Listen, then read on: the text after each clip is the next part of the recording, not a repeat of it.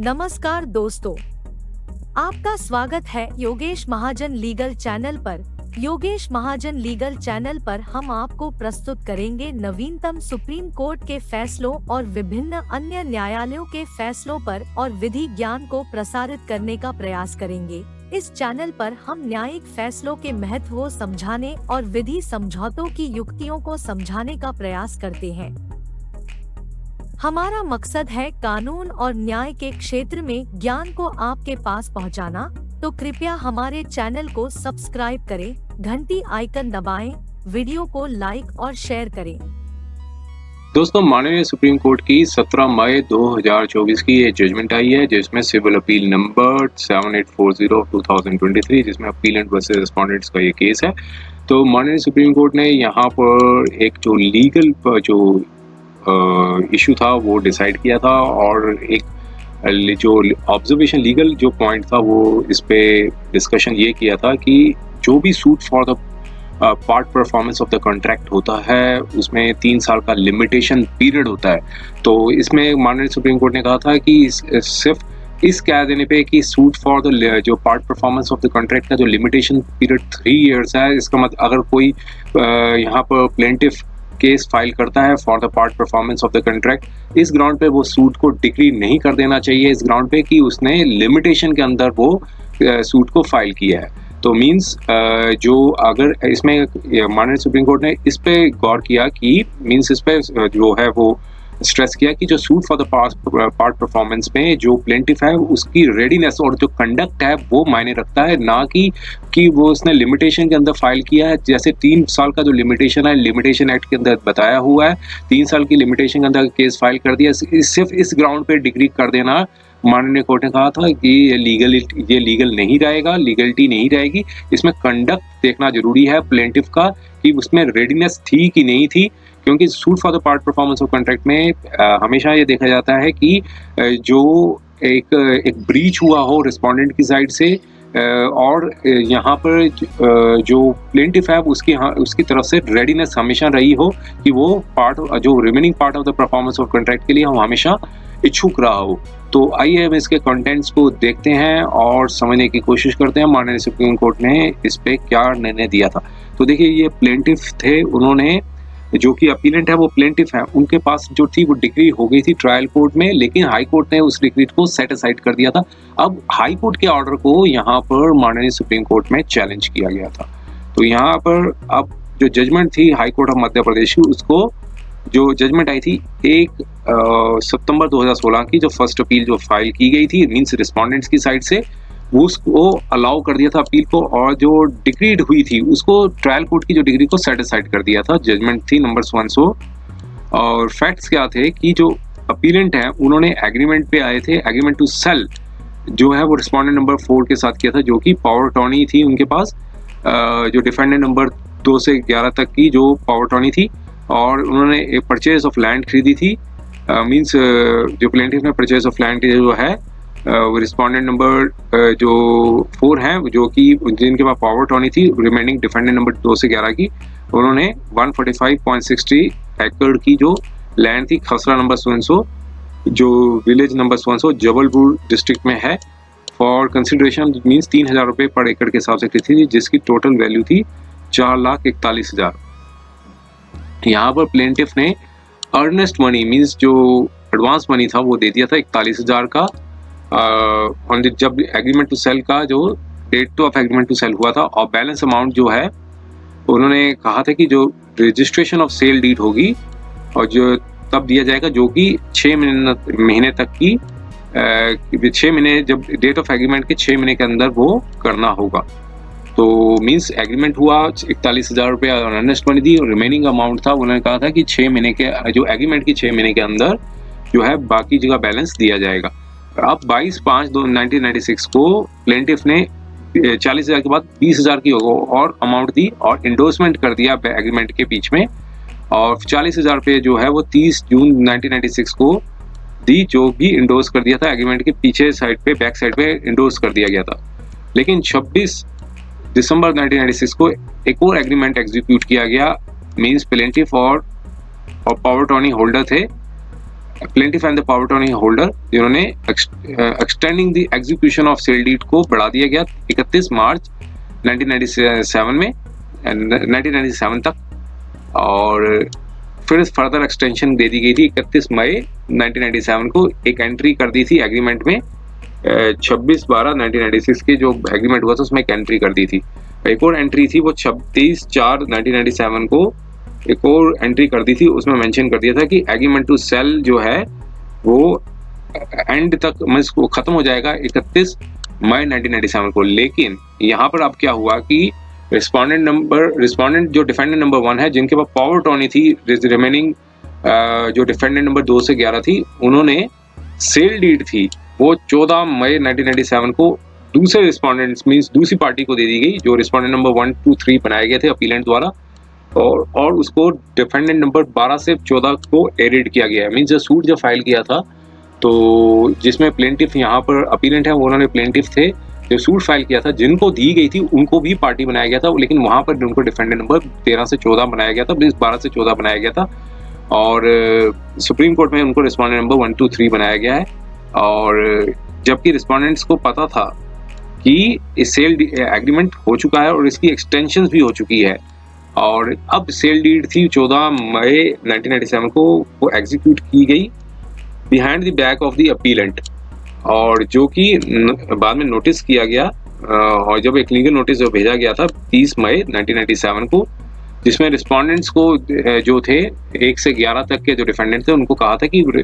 Registrar office में हाजिर हो जाएं, और ताकि वो फॉर्मेलिटीज जो हैं एग्जीक्यूशन ऑफ सेल डीड की वो कर सके। लेकिन नोटिस आने के बाद भी डिफेंडेंट नंबर 1 से 11 नहीं पेश हुए रजिस्ट्रार ऑफिस में, और 31 मई 1997 को अपीलेंट को जो प्लेंटिफ है उनको इन्फॉर्म किया है सब रजिस्ट्रार द्वारा कि जो सूट ऑफ लैंड जो है वो रिस्पोंडेंट नंबर 1 से 3 के बीच को दे दी गई है, डिफेंडेंट नंबर जो 12 से 14 हैं उनको दे दी गई है। अब यहाँ पर क्या हुआ कि प्लेंटिफ ने जो कि उनकी पोजेशन में सूट लैंड थी, उन्होंने ऑब्जेक्ट किया इस एप्लीकेशन को जो डिफेंडेंट नंबर 12 से 14 ने मूव की थी। उन्होंने म्यूटेशन ऑफ द नेम्स के लिए जो है वो एप्लीकेशन थी उसको अपोज किया। ग्राम पंचायत ने एश्योर किया कि प्लेंटिफ को कि एक मीटिंग बुलाई गई 6 दिसंबर 1997 को, और डिफेंडेंट नंबर 12 से 14 को कहा गया कि वो सेल डीड जो है वो एग्जीक्यूट कर देंगे अपीलेंट और जो प्लेंटिफ हैं, इसलिए अब लीगल एक्शन की आवश्यकता नहीं थी। लेकिन सूट जो फाइल किया गया था 19 जून 2000 को फाइल किया गया था। अब डिफेंडेंट्स ने अपनी जॉइंट स्टेटमेंट में कहा कि सूट लैंड जो है वो पोजेशन में है रिस्पोंडेंट नंबर 1 से 3, और जो कि एक बोनाफाइड परचेजर है उस पेड वैल्यू के में उन्होंने वैल्यू पेड की थी सेल डीड की। और ये भी प्लीड किया गया कि जो रिस्पोंडेंट डिफेंडेंट्स हैं उनको पता नहीं था कि किसी प्रकार का जो एग्रीमेंट टू सेल किया गया था अपीलेंट और डिफेंडेंट नंबर 1 से 11 के बीच में, और इसलिए और साथ में ये भी कहा जो रिस्पोंडेंट नंबर 1, 2, 3 हैं जिनको डिफेंडेंट नंबर 12, 13, 14 बनाया गया था, उन्होंने कहा था ये सूट भी जब बार्ड हो चुका लिमिटेशन में द्वारा। और फिर यहाँ पर प्लीड किया गया कि जब कॉन्ट्रैक्ट का जो टाइम जो है काफ़ी आवश्यक होता है कॉन्ट्रैक्ट के लिए, और सेल डीड जो है वो 6 महीने के अंदर कर देनी चाहिए थी, जो sale deed for the execution mean sale deed का एग्रीमेंट हुआ था प्लेंटिफ और, लेकिन प्लेंटिफ और डिफेंडेंट नंबर 1 से लेकर 11 के बाद, लेकिन प्लेंटिफ अपीलेंट के पास सफिशिएंट फंड्स नहीं थे जिसकी वजह से सेल कंसिडरेशन की जा सकती हो, और 40,000 रुपये दिए गए थे, वो अपीलेंट प्लेंटिफ को रिटर्न कर दिया गया था रिस्पोंडेंट्स नंबर 2AF से 2F। अब 2A to 2F जो थे डिफेंडेंट, उन्होंने separate joint return statement file की और कहा कि उनके जो लेट फादर हैं उन्होंने किसी प्रकार की सेल एग्रीमेंट नहीं किया था, और रिटर्न स्टेटमेंट जो थी रिस्पोंडेंट डिफेंडेंट नंबर फाइल ने भी फाइल की, उन्होंने भी सेम प्ली ली। अब ट्रायल कोर्ट ने डिग्री थी वो एग्रीमेंट टू सेल थी वो प्लेंटिफ के फेवर में कर दी थी, और कहा उसमें यह ऑब्जर्व किया कि जो प्लेंटिफ जो हैं वो विटनेस के तौर पे भी नहीं पेश हुए थे, लेकिन उन्होंने कहा था इससे बेशक ना पेश हुआ इसकी वजह से कोई एडवर्स इफेक्ट नहीं पड़ता प्लेंटिफ्स की केस पे। और टाइम अलाउ जो था कहा कि 3 बार प्लेंटिफ ने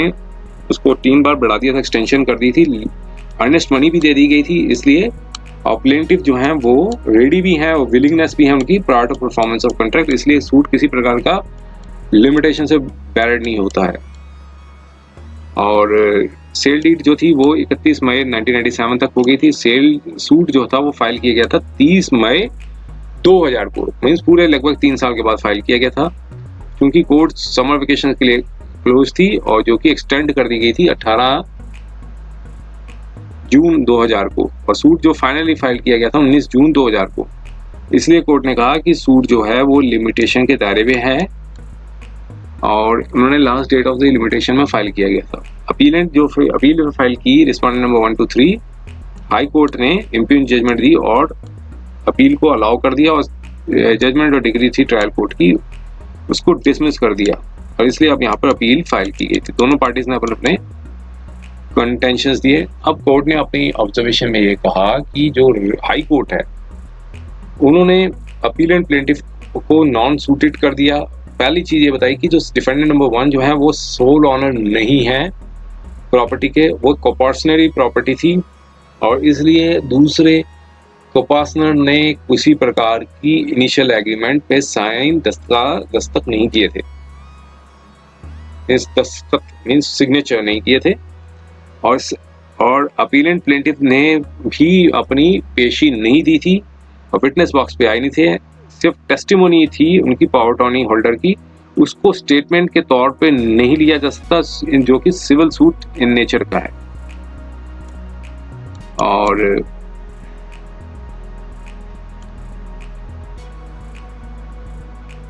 अब फिर कोर्ट ने एक जजमेंट पे रेफरेंस दिया, Shanmugasundaram and others versus ग्रीवायर Nadar dead by legal representatives and other. Court ने इसमें कहा था कि जो वो शेयर हैं प्रॉपर्टी को वो उन्होंने सेल एग्रीमेंट पर नहीं किए, साइन किए थे, तो फिर ऐसे में सूट फॉर द परफॉर्मेंस को डिक्रीड नहीं किया जा सकता। उसके जो रेलिवेंट पैरास थे 29, 30 और 31 को यहाँ पर कोर्ट किया और कोर्ट ने कहा अनडिस्प्यूटेडली इस केस में भी जो प्लेंटिफ जो है वो विटनेस बॉक्स में नहीं आए थे, इंस्टेड पावर अटॉर्नी जो है होल्डर हैं उन्होंने अपने आप को एग्जामिन किया PW1 पे और विटनेस को एग्जामिन किया गया था 5 सितंबर 2002 को। पावर अटॉर्नी को जब एग्जीक्यूट किया गया था 26 अगस्त 2002 को। अब कोर्ट ने कहा कि ये कोई ऐसा केस नहीं बनता कि जो सूट जो है वो फाइल किया गया था पावर अटॉर्नी होल्डर द्वारा। अब सब्सिक्वेंटली जो मीन्स कोर्ट ने कहा कि अपेयर्ड होता है कि जो रिकॉर्ड ऑफ एविडेंस थे स्पेशल पावर अटॉर्नी के और लीगल पोजीशन जो है कि जो पावर अटॉर्नी को डिपोज करता है, पावर अटॉर्नी डिपोज करता है, वो एविडेंस पर तौर पे लिया जा सकता है by can be read in evidence has been dealt by this court in several decisions. कई कोर्ट इसके डिसीजंस आ चुके हैं, जानकी वशीदिया भोजवानी एंड अदर्स वैसे इंडस्ट्रियल लिमिटेड एंड अदर्स। उसमें कोर्ट ने कहा था पावर अटॉर्नी होल्डर जो है आप प्रिंसिपल के बिहाफ पे नहीं डिपोज कर सकता है, सिर्फ जिसमें प्रिंसिपल की ही पर्सनल नॉलेज हो और ऐसे में प्रिंसिपल ही लायबल होता है क्रॉस एग्जामिनेशन के लिए। तो ये प्रिंसिपल अगर वो सूट में नहीं अपेयर होता है विटनेस बॉक्स पे और प्रेजम्पशन जो है, ऐसे में प्रेजम्पशन जो है वो सही नहीं है। तो इसमें भी कोर्ट ने एक लीगल पोजीशन था ऑर्डर 3 रूल नंबर 1 और 2 को जो डिस्कस किया, उसमें कोर्ट ने बताया था कि एक्ट का मतलब ये नहीं है कि वो डिपोज भी कर देगा प्लेंटिफ मींस प्रिंसिपल के बिहाफ पे इंस्टेड ऑफ प्रिंसिपल के बिहाफ पे। और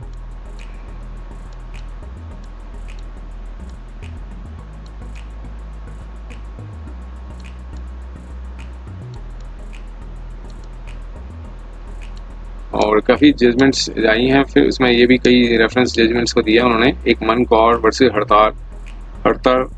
सिंह एंड संघा।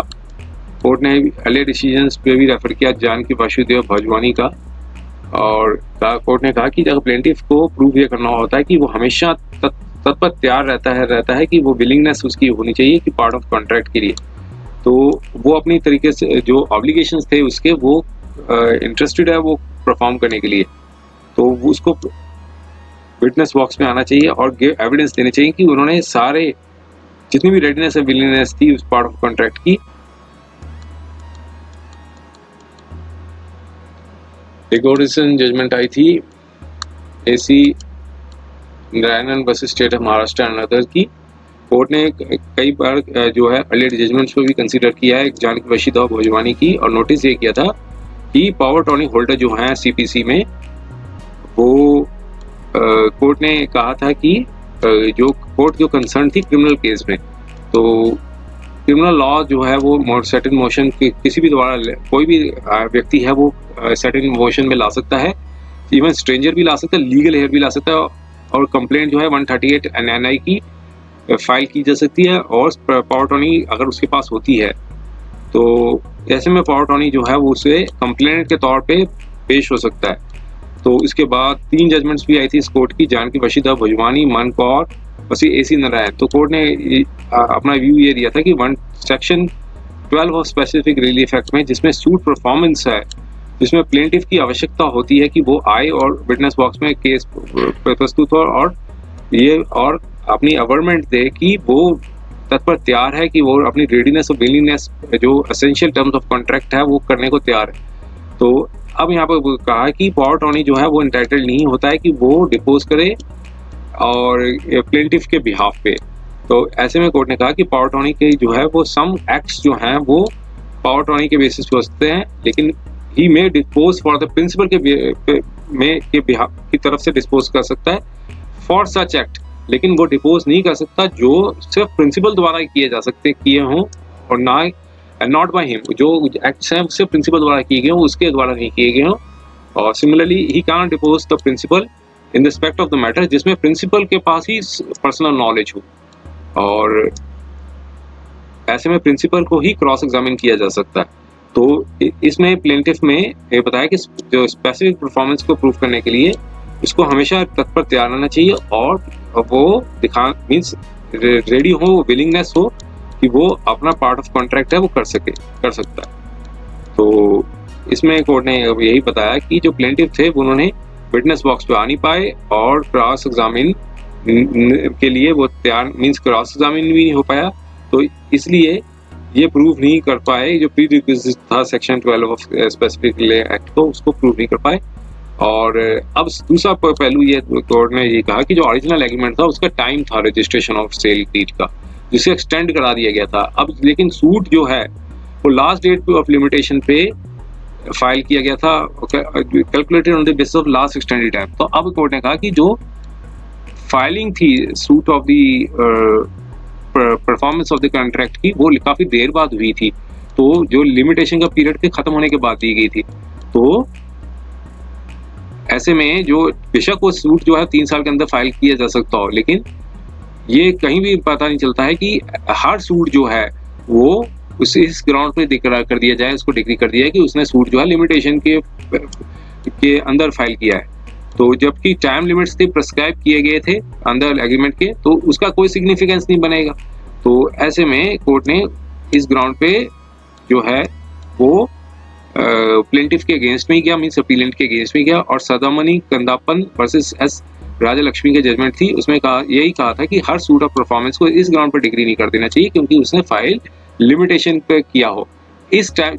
और उसको टाइम लिमिट को इग्नोर कर दिया गया हो जो एग्रीमेंट के अंदर लिखा हो। मीन्स कोई एग्रीमेंट के अंदर मान लीजिए 6 महीने के अंदर लिखा गया है, तो इस ग्राउंड पर उसको डिग्री नहीं कर दिया जाएगा कि वो सूट फॉर द लिमिटेशन के means suit for the part performance जो कॉन्ट्रैक्ट है वो 3 साल की दायरे के अंदर फाइल किया गया, क्योंकि इसमें 6 महीने का जो पीरियड होता है वो रेलिवेंट माना जाएगा। कोर्ट ने इसमें ये बताया। तो अब यहाँ पे कोर्ट ने ये भी कहा कि court will also frown upon ऐसे सूट्स को वो नहीं एक्सेप्ट करेगा जो इमीडिएटली फाइल नहीं किए गए हो, जब भी रिफ्यूजल हुआ हो, ब्रीच हुआ हो। फैक्ट जो लिमिटेशन बेशक 3 साल को, इसका मतलब ये नहीं कि purchaser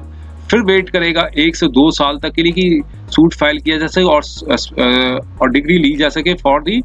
specific performance of contract की। तो इस ग्राउंड्स पे एक और जजमेंट इस पर रिलाई किया। तो अब यहाँ पे कहा कि प्लेंटिफ को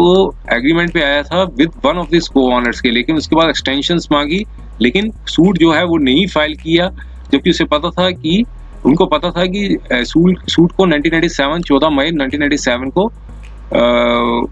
मीन्स कि सेल डीड जो है वो एग्जीक्यूट हो गई थी डिफेंडेंट नंबर 12 से 14 के बीच को, और उन्होंने लीगल नोटिस भी 30 मई 1997 को फाइल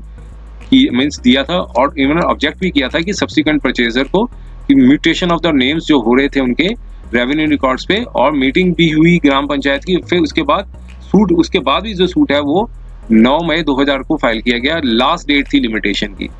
तो ये जजमेंट्स पर रिलाई करते हुए कोर्ट ने कहा, तो इसमें कोर्ट ने माना कि जो हाई कोर्ट की जो जजमेंट थी उसको अपहोल्ड कर दिया। जो हाई कोर्ट ने ऑर्डर दिया था, जजमेंट थी, उसको अपहोल्ड किया, मीन्स उसको इसमें इंटरफेयर करने से मना कर दिया। और कोर्ट ने कहा ये जो अपील है उसमें लैक ऑफ सब्सटेंस है और इसको डिसमिस किया जाता है, और पार्टीज जो हैं वो अपनी अपनी कॉस्ट को बेयर करें। ये जजमेंट आई थी 17 मई 2024 को। उम्मीद है कि यह वीडियो आपको पसंद आया होगा। अगर आपने अभी तक हमारे चैनल को सब्सक्राइब नहीं किया है तो कृपया इसे सब्सक्राइब कर ले और बेल आइकन दबाकर नोटिफिकेशन प्राप्त करें ताकि आप हमारे नए वीडियो से अपडेट रह सकें। अगर आपको यह वीडियो पसंद आया हो तो कृपया लाइक करें और अपने दोस्तों के साथ शेयर करें। हमारे चैनल पर आपको न्यायिक मुद्दों, कानूनी सलाह और कानूनी अपडेट्स के बारे में नवाचारिक और महत्वपूर्ण जानकारी मिलेगी। हमारे साथ बने रहें, क्योंकि योगेश महाजन लीगल आपके कानूनी सवालों का सहायक है।